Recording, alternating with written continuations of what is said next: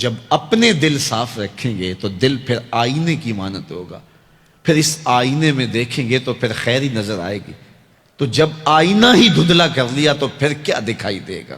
اس لیے اپنے دل کو ستھرا کریں، اپنے دل کو پاک کریں، پھر اپنے دل کے آئینے میں تمہیں ہر کوئی اچھا ہی دکھائی دے گا نا۔ کس کو پتھر مارے ناصر کون پرایا ہے، دل کے شیش محل میں ایک ایک چہرہ اپنا لگتا ہے۔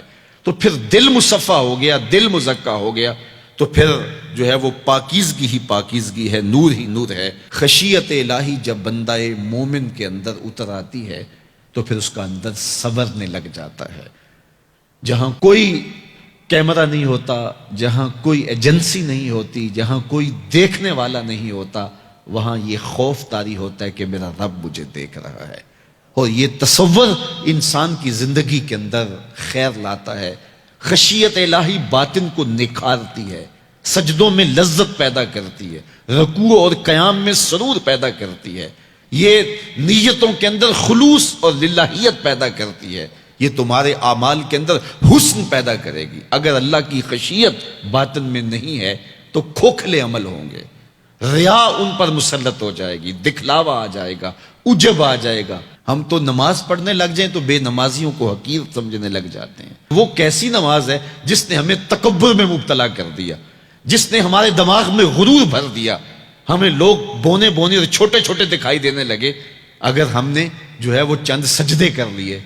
لیکن وہ لوگ جو خشیت الہی کے نور میں پرورش پاتے رہے، وہ ساری زندگیاں عبادت میں گزارنے کے بعد پھر بھی روتے تھے، پتہ نہیں ہماری باتیں بھی قبول ہوئی ہے کہ نہیں۔ حضرت سری سختی رضی اللہ تعالی عنہ دن میں کئی بار آئینہ دیکھتے تھے اور اپنے چہرے پہ ہاتھ پھیر کے دیکھتے تھے، کہیں میرے گناہوں کے سبب سے میرا چہرہ سیاہ تو نہیں ہو گیا۔ حضرت جنید بغدادی کے سکے ماموں لگتے ہیں، فرماتے ہیں ایک دن حضرت سری سختی نے مجھے نصیحتیں کی، ایک نصیحت کی تو میرے پاؤں تلے سے زمین نکل گئی۔ کہنے لگے بیٹا جب میں مر جاؤں تو مجھے بغداد سے باہر دفن کرنا۔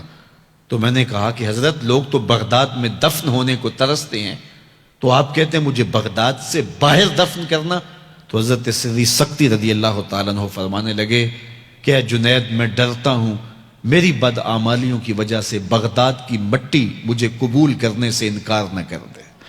یہ وہ لوگ تھے تتجافا جنوبہم عن المضاجع، جن کی کروٹیں خوف و طمع میں بستروں سے الگ رہتی تھی اور اللہ کو پکارا کرتے تھے، راتوں کی تنہائیوں میں اٹھ اٹھ کے راتوں کو آباد رکھا کرتے تھے۔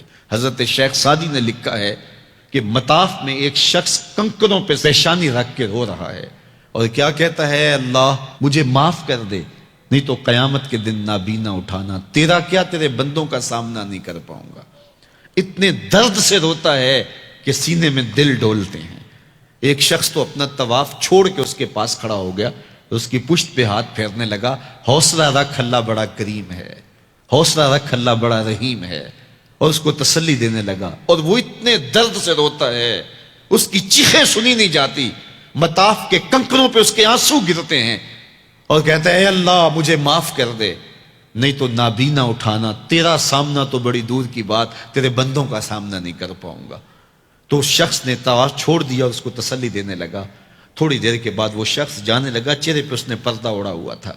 تو اس شخص کو تجسس تھا کہ میں دیکھوں یہ کون ہے جو اتنے درد سے روتا ہے اور اس کو سمجھاؤں کہ اللہ بڑا کریم ہے۔ تو وہ اس کے پیچھے چل پڑا۔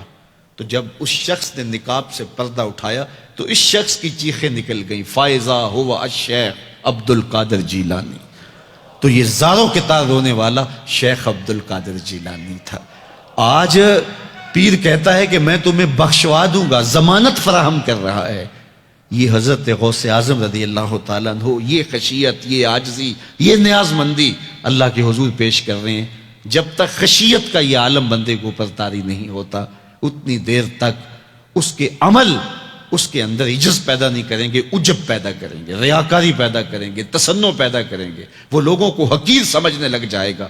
اور اس کائنات میں اس سے بڑا کیا جرم ہو کہ کوئی کسی کو حقیر سمجھے؟